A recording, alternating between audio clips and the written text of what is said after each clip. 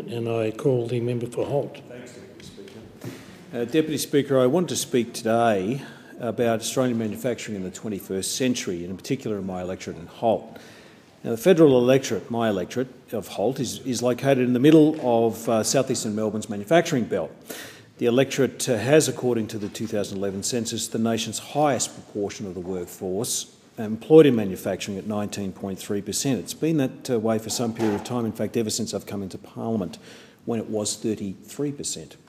I have an electorate which in many ways is at the cutting edge of technology and innovation in manufacturing. It's vital that we support and create 21st century manufacturing hubs across Australia in locations like the southeastern Melbourne, and I'll say why in a second.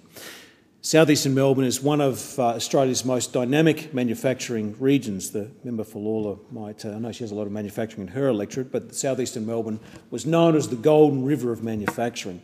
Hundreds of companies provide tens of thousands of skilled jobs and investment in critical research and development. Southeast Melbourne generates 44% of Victoria's manufactured product. Industry provides 17% of southeastern Melbourne's 549,000 jobs. According to the local manufacturing group SEMA, more than 300 exporters are based in the region, with companies such as Jayco, Cool and Lead Lighting, Bombardier and Spar Industries and Icon Plastics, demonstrating the strong international links which have been forged and reflect the international competitiveness of our local manufacturers. Southeastern Melbourne is a vital manufacturing hub in Australia, but I think in many ways it's symbolic of our need to take action to put Australia at the forefront of 21st century manufacturing, because we have the people. At present, a loosely connected manufacturing hub exists in the southeast of Melbourne. However, more work, in my view, needs to be done to create a fully fledged manufacturing hub in Australia and in the southeast of Melbourne. A fully fledged manufacturing hub involves bringing together companies and universities to develop cutting-edge technology, train workers to use that technology, and then make sure that the research is translated into real-world products made by Australian workers. Now, it's interesting, Deputy Speaker, that Germany has 60 manufacturing hubs.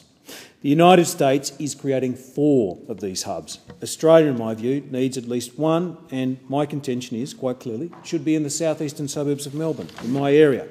I would say that, wouldn't I? Australia is uniquely positioned to benefit from this growing economic and trade moat in the Asian region. According to 2011 modelling by the Asian Development Bank, Asia's GDP will increase from currently 17 trillion in 2010 to 174 trillion in 2050. It'll be then half of the global GDP. Australia, I don't think, can afford, Deputy Speaker, to just watch countries like Germany, United States, Japan and South Korea be the manufacturing leaders in the 21st century. We have the people, the knowledge and the expertise to be able to join them.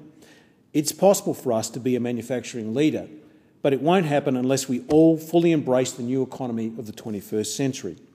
Now, the new economy of the 21st century for an industrialised country like Australia involves envisaging what the world will be and then building it. Asking the question, how does Australia build on the Industrial Revolution and the Digital Revolution to create the manufacturing products for the 21st century? I don't contend that Australia doesn't make things, and one of the things that really makes me angry when I hear that is I see so many Australian companies that are right at the forefront of cutting-edge manufacturing technology, and they're not manufactured, they're not recognised, in my view, in the media and in our community, and they should be. It's likely that to build the world of tomorrow, Australia will need to manufacture new 3D printing products, biotechnology products, advanced metal products, renewable energy products, electric cars products, space and aeronautic products in the coming years ahead.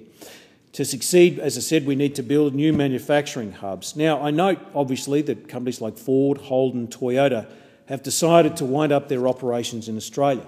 But that shouldn't automatically mean that we don't have or shouldn't have an automotive industry. And one view that I'd like to put to this chamber is that Australia should be inviting new innovating companies like Tesla Motors to build electric cars in Australia. Europeans and the Americans look at Australia as being a jumping board into Asia. Now, my view would be, Deputy Speaker, that we should embrace companies like Tesla and innovators like Elon Musk, who's the CEO of Tesla and SpaceX, and encourage them to come to this country. I do believe that we can make great products, products for the 21st century, and we need to give companies the incentive in order to do that, particularly in the southeastern suburbs of Melbourne. Thank you. I thank the member for Holt.